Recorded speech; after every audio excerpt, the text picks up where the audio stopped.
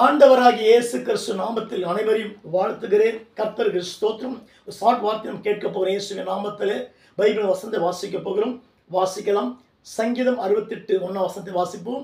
தேவன் எழுந்தருளுவார். பாருங்க, தேவன் எழுந்தருளுவார். அவருடைய சத்துருக்கள் சிதறுண்டு அவரை பகைக்கிறவர்கள் அவருக்கு முன்பாக ஓடி போவார்கள். அன்புள்ள தேவச்சனமே, விசுவாச பிள்ளைகளே, என்ன வார்த்தை தேவனுக்கு எழுந்தருள போறாராம்.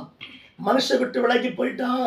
மனுஷனுடைய ஏமாற்றப்பட்ட கர்த்தர் ஸ்தோத்திரம். நீ பயந்து கொண்டு உட்கார்ந்து இருக்கிற இந்த வார்த்தை நீ வாசிக்க எழுந்தருளுவாரு. நீ என்றைக்கு அசையப்பட்டு போக மாட்டேன். அற்பத்தை பெற்றுக்கொள்ளுவேன். சத்துருக்க விலகி ஓடி போவாங்க. எடுத்த காரியத்தில் பெரிய ஜெயத்தை பெற்றுக்கொண்டு அவர் நாமத்தை உயர்த்த போகிறேன். கை வைத்து ராமன் சொல்வாயா? தேவன் எழுந்தருள போறார். யாருக்காக? உனக்காக. குடும்பத்துக்கு கர்த்தர் எழுந்தருளுவார். கர்த்தர் வழக்காடுவார். சத்துரு விலகி ஓடி போவாங்க. நீ மனமகிழ்ச்சியா வாழ்ந்து அவர் நாமத்தை உயர்த்துவான். கை வைத்து ராமன் சொல்லுவாயா? கர்த்தருக்கு கோடி ஸ்தோத்திரம். தேவன் தந்த வார்த்தையை கர்த்தர் கோடி மடங்கு ஆசீர்வதிப்பாராக. God bless you. கர்த்தர் நல்லவர்.